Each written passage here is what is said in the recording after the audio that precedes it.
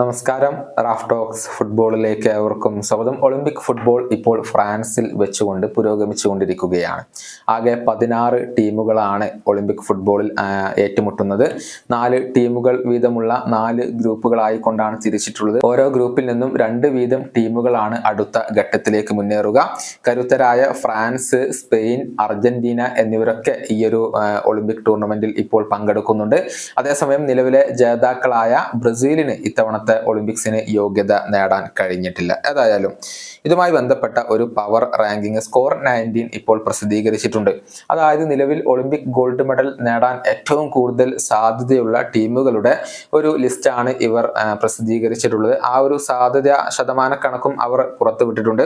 നമുക്ക് അതൊന്ന് പരിശോധിക്കാം. 1-ാം സ്ഥാനത്ത് വരുന്നത് ആതിഥേയരായ ഫ്രാൻസ് തന്നെയാണ്. അതായത് ഗോൾഡ് മെഡൽ നേടാൻ ഏറ്റവും കൂടുതൽ സാധ്യതയുള്ളത് ഫ്രഞ്ച് ടീമിനാണ്. 30% സാധ്യതകളാണ് അവർക്കുള്ളത്.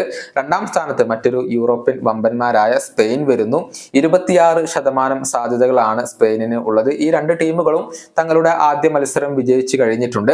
3-ാം സ്ഥാനത്ത് അർജന്റീനയാണ് വരുന്നത്. അർജന്റീനയുടെ സാധ്യത എന്നുള്ളത് 9% മാത്രമാണ്. ആദ്യ മത്സരത്തിൽ അർജന്റീന മൊറോക്കോയോട് പരാജയപ്പെട്ടിരുന്നു. അതുപോലെ തന്നെ 4-ാം സ്ഥാനത്ത് ഏഷ്യൻ കരുത്തരായ ജപ്പാൻ വരുന്നു. 9% സാധ്യതകളാണ് ജപ്പാനുള്ളത്. 5-ാം സ്ഥാനത്ത് വരുന്നത് മൊറോക്കോയാണ്. 8% സാധ്യതകൾ അവർക്കുണ്ട്. നമുക്കറിയാം അർജന്റീനയെ ആദ്യ മത്സരത്തിൽ പരാജയപ്പെടുത്താൻ മൊറോക്കോക്ക് കഴിഞ്ഞിരുന്നു എന്നുള്ളതാണ്.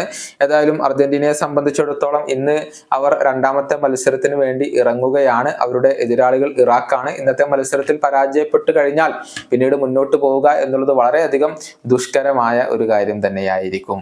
ഈ വീഡിയോയുടെ അവസാനിപ്പിക്കുന്നു. കാണാം.